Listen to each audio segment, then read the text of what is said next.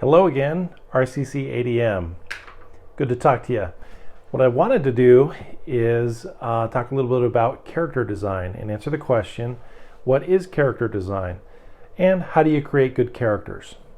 Well, the best person that I have as an example of this is Steven Silver. Now, Steven Silver is known for cartoons like Kim Possible, Danny Phantom. I think he may have gotten his start on a cartoon version of Clerks back in the day.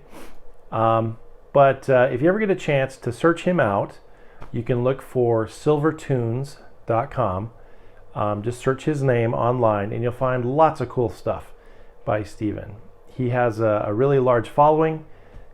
He has a lot of great information, tutorials. He's got a podcast. He's even got a video, which I'll go ahead and link in the comments. A video channel on YouTube. Like I said, I'll link that in the comments so you can check it out. Anyways, just thought I'd show you a little more of his work and talk about character design. He started out as a caricature artist. So working in public, places like SeaWorld and other places you've ever seen, those caricature artists that you sit down to get your portrait drawn. Those are the kinds of things that he started with, which later on, through hard work and other things, turned into a career in animation. Gotten the chance to get to know Steven a little better over the years, and I just admire him a great deal for everything he does and for his art, but also for his attitude about things. So definitely suggest seeking him out. Now, thinking about character design, especially for animation, you have a few questions to ask yourself, things to decide about the type of animation, the type of character you're going to create. Specifically, when thinking about vector art, as it applies to many of our assignments at school, we're looking for line quality. Line quality is really important, especially with vector art. Here's a couple more of his sketchbooks. This one was particularly cool. He published this book that was actually looked like a real sketchbook. Here you have some of his marker drawings. But here's a good example of line quality. See these thick and thin lines? They're very expressive. Of course, this is done by hand with a brush marker, but this can also be duplicated in digital and other vector forms.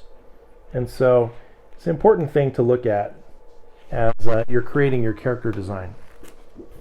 Here's some more. These are more kind of soft charcoal drawings, but you can see the detail where it's thick and thin lines. That creates volume, especially in black and white when you're trying to develop a shape, creating that edge that's thicker or thinner as it goes around the character. Of course, the backbone of all of this is to practice drawing.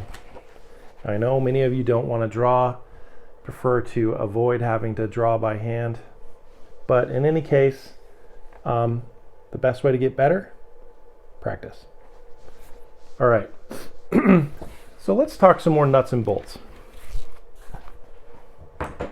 Steven also has this new book, which he kickstarted a few years ago, which is kind of like an entire lesson, semester's worth of character design tips.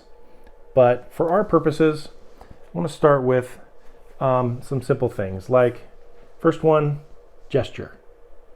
What is gesture? Well, gesture is the way that a character is going to stand, their posture, whether they're in motion, whether they're, lazy, strong, well-developed, whether it's comedic, meant to be exaggerated. A lot of story can be told in the way that the character stands. And the best way to learn about that is to observe from life and analyze and draw based on what you see. So focusing on that gesture is really important. Requires a lot of study.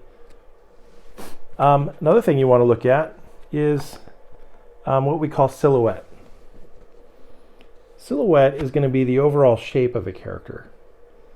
Again, when really developing your silhouette, you want to make sure you can say a lot about that character in just their shape. Whether they're strong, short, happy, sad, a lot of those things can be given away right away in just the overall shape. So pay close attention to that as well. Another thing to look at is exaggeration. Do you want your character to be more realistic, more lifelike, or do you want it to be more comedic and exaggerated? Typically, animation tends to exaggerate those characteristics, but it may be appropriate at times to do things that are more realistic. All depends on the desired outcome.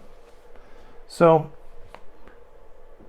to sum up, I would say that the best thing you could do is look for a style that you want to emulate and focus on an artist like Steven Silver, someone like that. Discover who they are. Most likely, if they're still working today, they've got an Instagram or a website where they share their drawings. You can learn a lot by looking at someone's drawings. Then, it's a good idea to start practicing on your own. Develop a sketchbook, build a daily practice of drawing and testing your skills, and then you can refine them. In our purposes, you can refine them in the computer with vector art, making really crisp, clean lines, making it easy to develop the shape, the silhouette, the gesture, all the things that go into a really developed character.